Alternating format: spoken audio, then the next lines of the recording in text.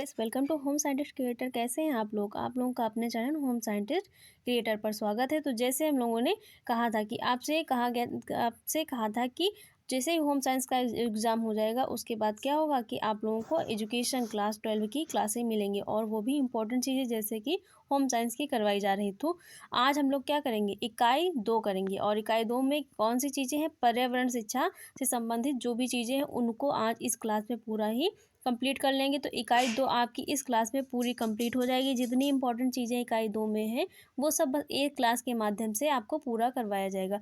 और अगर आपने अभी भी कुछ भी नहीं पढ़ा है, पूरे साल कुछ भी नहीं पढ़ा है, तो जैसे-जैसे ये क्लासें करवाई जाएँगी वैसे-वैसे आप जो भी बताया जाएगा इम्पोर्टेंट वो करते जाइए। बस आपका एग्ज़ाम बहुत अच्छा जाएगा और आप जितने भी क्वेश्चन आएँगे वो सब आप अटेम्प्ट कर पाएँगे। तो बस इतनी चीज़ कर लीजिए कि आज इकाई 2 है और ये पूरा कंप्लीट सेशन होने वाला है इकाई 2 का। तो इकाई 2 में जितने महत्वपूर्ण चीज़ें हैं वो सब इस क्लास में होने वाली हैं और जो भी बताया जाएगा बस उसको एक रिवीजन कर लीजिए, उसको प्रिपेयर कर लीजिए। बस आपके एग्ज़ाम तक इतना ही करना है, उसके बाद आपका एग्ज़ाम बहुत अच्छा जाने वाला है। तो पहले हम लोग बहुविकल्पी प्रश्न से स्टार्ट करते हैं। पहला प्रश्न है, पर्यावरण प्रदूषण का प्रमुख कारण क्या है? पर्यावरण प्रदूषण का प्रमुख कारण क्या है? नवीनीकरण, राष्ट्रीयकरण, औद्योगिकीकरण, आधुनिकीकरण। तो औद्योगिकरण पर्यावरण प्रदूषण का प्रमुख कारण है। पर्यावरण शिक्षा का मूल उद्देश्य क्या है? पर्यावरण शिक्षा का मूल उद्देश्य क्या है? औद्योगिकरण की प्रक्रिया को धीमा करना, शुद्ध पेयजल की व्यवस्था करना, खाद्य पदार्थों के उत्पादन में वृद्धि करना, प्राकृतिक संसाधनों को नष्ट होने से बचाना। क्या है? प्राकृतिक संसाधनों को नष्ट होने से बचाना। अगला क्वेश्चन है, हमारे देश में पर्यावरण सुरक्षा अधिनियम कब पारित किया गया था? 1966, 1976, 1986, 1996। तो 1986 में पारित किया गया था।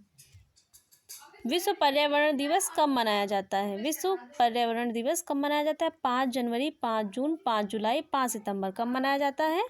5 जून को मनाया जाता है। प्रदूषण की समस्या को दूर करने के लिए सबसे उपयोगी है स्वास्थ्य शिक्षा, तकनीकी शिक्षा, सामान्य शिक्षा, पर्यावरण शिक्षा। कौन सी शिक्षा है? पर्यावरण शिक्षा। कैंसर रोग किस प्रदूषण का परिणाम है? जल प्रदूषण, मृदा प्रदूषण, रेडियोधर्मिता प्रदूषण, ध्वनि प्रदूषण। तो रेडियोधर्मिता प्रदूषण का परिणाम है। भूकंप की तीव्रता मापने का पैमाना है, कौन सा है? Richter scale, Newton scale, pascal scale, SI scale. तो रिक्टर स्केल भूकंप की तीव्रता मापने का पैमाना है। पर्यावरण शब्द का अभिप्राय, तो ये कथन है। कथन आपके एग्जाम में पूछा जाता है। पर्यावरण शब्द का अभिप्राय उन सभी बाहरी शक्तियों और तत्वों से है जो व्यक्ति को आजीवन प्रभावित करते हैं। तो यह कथन किसका है? हर्स्कोविट्ज़, अर्नेस्ट हैकल, वुडवर्थ, रॉस का। तो ये कथन किसका है? वुडवर्थ का है। वुडवर्थ ने कहा है कि पर्यावरण उन सभी बाहरी शक्तियों और तत्वों से है जो व्यक्ति को आजीवन प्रभावित करते हैं। अगला क्वेश्चन है, पर्यावरण वह बाहरी शक्ति है जो हमको प्रभावित करती है। यह कथन किसका है? तो यह कथन किसने दिया है? बोरिंग ने, अर्नेस्ट हैकल ने, रॉस ने, वुडवर्थ ने। किसने दिया है? रॉस ने दिया है।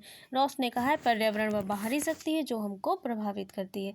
अब हम लोग निश्चित उत्तरीय इंपॉर्टेंट क्वेश्चन देख लेते हैं जो इन चैप्टर से बन सकते हैं। तो पहला है, सांस की तकलीफ किस प्रदूषण से होती है? तो सांस की तकलीफ किस प्रकार के प्रदूषण से होती है? तो वायु प्रदूषण से होती है। पर्यावरण शिक्षा से क्या अभिप्राय है? तो जिसमें मनुष्य अपने को संपूर्ण भौतिक व्यवस्था के अंग के रूप में देखे और मनुष्य एवं पर्यावरण के मध्य तारतम्यता को समझे। तो ऐसी शिक्षा क्या कहलाती है? पर्यावरण शिक्षा कहलाती है। अगला क्वेश्चन है, प्रदूषण की समस्या के निराकरण के 2 उपाय बताइए। प्रदूषण की समस्या के निराकरण के 2 उपाय बताइए। पहला है, औद्योगिक संस्थाओं में विसर्जित होने वाले जल को पूर्ण रूप से उपचारित करना। दूसरा है, विद्यार्थियों के सहयोग से विद्यालय तथा अन्य क्षेत्रों में वृक्षारोपण करना। तो ये पर्यावरण की समस्या के निराकरण के 2 उपाय हैं। अगला क्वेश्चन है, पर्यावरण शिक्षा के माध्यम से किस समस्या को दूर किया जा सकता है? तो पर्यावरण शिक्षा के माध्यम से किस समस्या को दूर किया जा सकता है? तो पर्यावरण प्रदूषण की समस्या को दूर किया जा सकता है। अगला क्वेश्चन है, वायु प्रदूषण के कारण मनुष्य में कौन सी घातक बीमारियां फैल रही हैं? तो वायु प्रदूषण के कारण मनुष्य में फैलने वाली बीमारियों के नाम बताने हैं। वो बीमारियां कौन सी हैं? फेफड़ों से संबंधित रोग, सांस के रोग, कैंसर आदि ये बीमारियां वायु प्रदूषण के कारण फैल रही हैं। अगला क्वेश्चन है, कार्बन मोनोऑक्साइड और सल्फर ऑक्साइड किस प्रकार के प्रदूषण के स्रोत हैं? तो ये सब वायु प्रदूषण के स्रोत के अंतर्गत आते हैं। अगला क्वेश्चन है, पर्यावरण के दो पक्ष कौन से हैं? तो पर्यावरण के दो पक्ष कौन से हैं?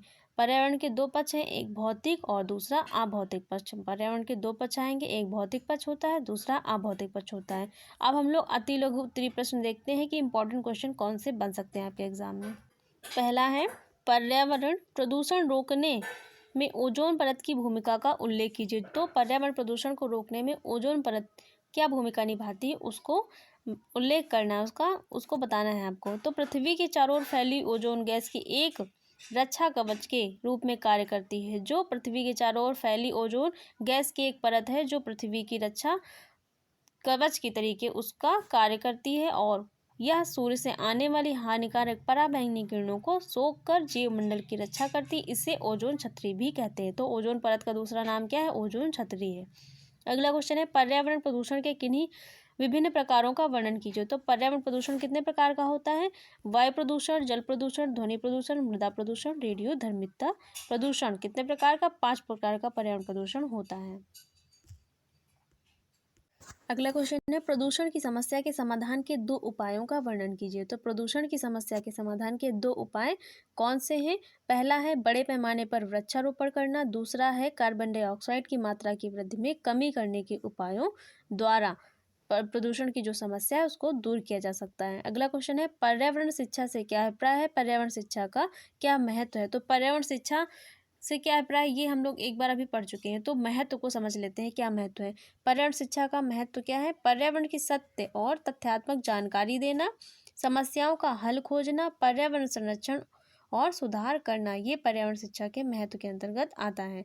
अगला क्वेश्चन है, पर्यावरण प्रदूषण का क्या अर्थ है? तो पर्यावरण प्रदूषण क्या होता है ये बताना है आपको। इसमें पर्यावरण में किसी भी प्रकार की हानिकारक अशुद्धियों का समावेश होना ही पर्यावरण प्रदूषण कहलाता है। पर्यावरण में हानिकारक अशुद्धियों का समावेश होना ही क्या कहलाएगा? पर्यावरण प्रदूषण कहलाता है। अगला क्वेश्चन है, भारत में पर्यावरण शिक्षा की समस्याएं क्या हैं? भारत में पर्यावरण शिक्षा संबंधित समस्याएं कौन कौन सी हैं? तो पहला है पर्यावरण के प्रति अनुचित दृष्टिकोण अपनाना, दूसरा है भौतिकवादी संस्कृति का अत्यधिक प्रसार होना, तीसरा है नगरीय सभ्यता का विकसित होना, चौथा है विद्यालयों में पर्यावरण शिक्षा का समुचित प्रबंध न होना। तो भारत में पर्यावरण शिक्षा की समस्या उत्पन्न होने के ये सभी कारण हैं। अब हम लोग लघु उत्तरीय जितने भी इंपॉर्टेंट क्वेश्चन आपके इन चैप्टरों से बन सकते हैं वो देख लेंगे। और लघु उत्तरीय क्वेश्चन बहुत थोड़ा सा बड़े होते हैं तो इन सबको लिख नहीं सकते, लेकिन आप लोगों को जितने इंपॉर्टेंट क्वेश्चन है लघु उत्तरीय और विस्तृत उत्तरीय वो बता दी जाएंगे। आप लोग जाके प्लीज़ इनका एक बार रिवीजन कर लीजिएगा ताकि आप लोग के माइंड में ये सारी चीज़ें एकदम बैठ जाएं, सेट हो जाए, आप लोग इनको भूलें नहीं। तो पहला है प्रदूषण, पर्यावरण प्रदूषण को कम करने में वृक्षों की क्या भूमिका होती है? तो ये सारे क्वेश्चन पूछे गए हैं, पीवाईक्यू हैं, आप लोग देख सकते हैं कि पीवाईक्यू क्वेश्चन है, पूछे गए हैं बहुत बार और रिपीट भी होते हैं। तो वो जितने इंपॉर्टेंट चीज़ें हैं वही डाली गई हैं, बेकार फालतू में अननेसेसरी जो भी चीज़ें हैं वो नहीं डाली गई हैं। दूसरा है पर्यावरण शिक्षा के 4 उद्देश्य बताइए। तीसरा है प्रदूषण के विभिन्न प्रकार कौन कौन से हैं? पर्यावरण प्रदूषण से आप क्या समझते हैं, इसके कारणों की व्याख्या कीजिए। जल प्रदूषण के किन्हीं 2 कारणों की व्याख्या कीजिए। तो अगर इन चैप्टर से क्वेश्चन बनेंगे तो बस यही क्वेश्चन बनेंगे, इनके अलावा और कोई क्वेश्चन नहीं बन सकते। विस्तृत उत्तरीय प्रश्न में देख लेते हैं मोस्ट इंपॉर्टेंट क्वेश्चन कौन कौन से हैं। पहला है पर्यावरण शिक्षा की आवश्यकता और महत्व को स्पष्ट कीजिए। दूसरा है पर्यावरण प्रदूषण से आपका क्या अभिप्राय है, यह कितने प्रकार के होते हैं, और किन्हीं 2 का विस्तार पूर्वक समझाना है। तो पर्यावरण वाले चैप्टर से अगर क्वेश्चन बनेंगे तो विस्तृत उत्तरीय में बस केवल यही 2 क्वेश्चन बन सकते हैं और लघु में इतने क्वेश्चन बनेंगे। बाकी आप सब लोग देख ही चुके हैं कि इनके आंसर भी दिए गए हैं। आगे देखते हैं नेक्स्ट चैप्टर। अब हम लोग देखेंगे पर्यावरण को प्रभावित करने वाली प्राकृतिक आपदाएं। तो इस वाले चैप्टर से कितने क्वेश्चन बन सकते हैं वो सारी इंपॉर्टेंट चीज़ें अब हम लोग इस चैप्टर में देखेंगे। तो पहला है बहुविकल्पी प्रश्न से स्टार्ट करते हैं। सर्वाधिक भूकंप किस देश में आते हैं? पूछा गया प्रश्न है, कई बार रिपीट क्वेश्चन भी है इसमें। तो सर्वाधिक भूकंप किस देश में आते हैं? जापान, चीन, श्रीलंका, इंडोनेशिया। तो कहाँ आते हैं? जापान में आते हैं।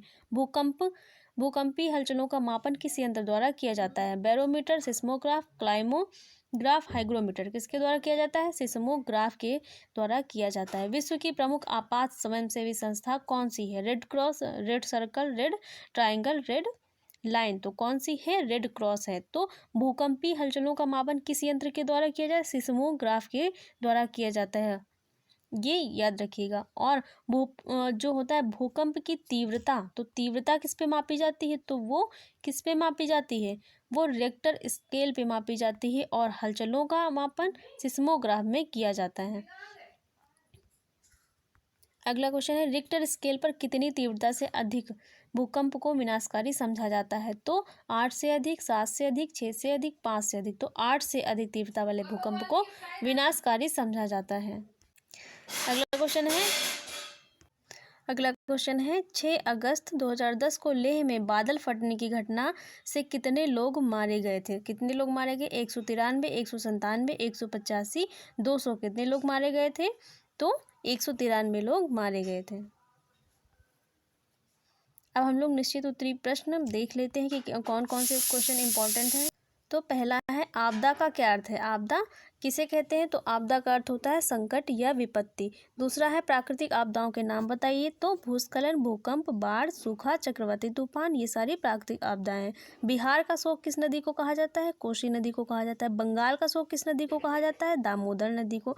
समुद्र में तरंगों की उत्पत्ति किस प्रकार होती है, तो पवनों के चलने के कारण होती है। ये आप लोगों के निश्चित उत्तरीय इंपॉर्टेंट क्वेश्चन है। अब हम लोग अति लघु उत्तरीय क्वेश्चन देख लेते हैं जो इम्पोर्टेंट है। तो पहला है, सुनामी से आप क्या समझते हैं। सुनामी किसे कहते हैं, जब समुद्री लहरें तेज गति से तट की ओर बढ़ती हैं तो उन्हें सुनामी कहा जाता है। क्या कहा जाता है, सुनामी कहा जाता है। अगला क्वेश्चन है, प्राकृतिक आपदा से आप क्या समझते हैं। तो आपदा विपदा का वह स्वरूप है जिसके परिणाम स्वरूप सामाजिक ढांचा एवं विद्यमान व्यवस्थाएं ध्वस्त हो जाएं तथा जन समुदाय, पशुधन व संपत्ति को हुई क्षति हेतु बाहरी सहायता की आवश्यकता हो, तो ऐसे स्थिति क्या कहलाएगी, प्राकृतिक आपदा कहलाएगी। अगला क्वेश्चन है, भारत में 3 बड़े भूकंपों के नाम लिखिए। तो पहला है लातूर, दूसरा है चमोली, तीसरा है भुज। 3 बड़े भूकंप भारत के ये माने जाते हैं। अगला क्वेश्चन है, सूखा क्या है। सूखा किसको कहते हैं, वह स्थिति जिसमें कृषि, पशुपालन तथा मनुष्यों को जल की प्राप्ति सामान्यतः आवश्यकता से कम होती है, तो यह स्थिति क्या कहलाती है, सूखा कहलाती है। अब हम लोग लघु उत्तरीय इंपॉर्टेंट क्वेश्चन देख लेते हैं। तो 3 क्वेश्चन आज तक इससे बने हुए हैं और ये ही घूम फिर के आपके एग्जाम में इन चैप्टर से आए हैं। पहला है, बाढ़ के प्रमुख कारण क्या हैं। दूसरा है, भूकंप किसे कहते हैं। तीसरा है, भूकंप आपदा प्रबंधन पर संक्षिप्त टिप्पणी लिखिए। तो ये 3 क्वेश्चन लघु उत्तरीय में पूछे गए हैं। अब विस्तृत उत्तरीय देख लेते हैं। विस्तृत उत्तरीय भी 2 ही बन सकते हैं। जो चैप्टर है इससे 2 ही क्वेश्चन आज तक पूछे गए हैं और 2 में से आपको कोई एक ही उसमें ऑप्शन रहता है अथवा में, तो उसमें से कोई 3 ही आपको करने रहते हैं, बाकी ये 3 नहीं करने रहते हैं। तो पहला है, आपदा से आप क्या समझते हैं। आपदा के विभिन्न प्रकारों का वर्णन कीजिए। दूसरा है, बाढ़ से आप क्या समझते हैं। बाढ़ के कारणों एवं प्रभावों का वर्णन कीजिए। तो ये रही आपकी सेकेंड यूनिट की इम्पोर्टेंट पूरी क्लास। एक क्लास में पूरी सेकेंड यूनिट आपकी जो यूनिट 2 है वो पूरी कवर हो चुकी है पर्यावरण शिक्षा से संबंधित, और इससे की जो इंपॉर्टेंट चीज़ें थे वो सारी इस क्लास में अगर इतना आप लोग तैयार कर लेंगे तो आपकी सेकेंड यूनिट से अगर कोई भी क्वेश्चन आएगा तो वो छूटेगा नहीं और इन क्वेश्चन से बाहर बिल्कुल जाएगा नहीं, क्योंकि यही सारे क्वेश्चन इंपॉर्टेंट हैं जो आज तक पूछे गए हैं आपके एग्जाम में। तो आपको गैस क्लास कैसी लगी, अगर क्लास अच्छी लगी हो तो वीडियो को लाइक, शेयर और चैनल को सब्सक्राइब करना मत भूलिएगा। आपके एग्ज़ाम तक पूरे यूनिट जो है एग्ज़ाम के पहले कवर करवा दी जाएंगे और उसके बाद आपको मॉडल पेपर भी प्रोवाइड किए जाएंगे। तो ऐसे आपको इंपॉर्टेंट चीज़ें यहाँ पर मिलते रहेंगी। Thanks for watching guys.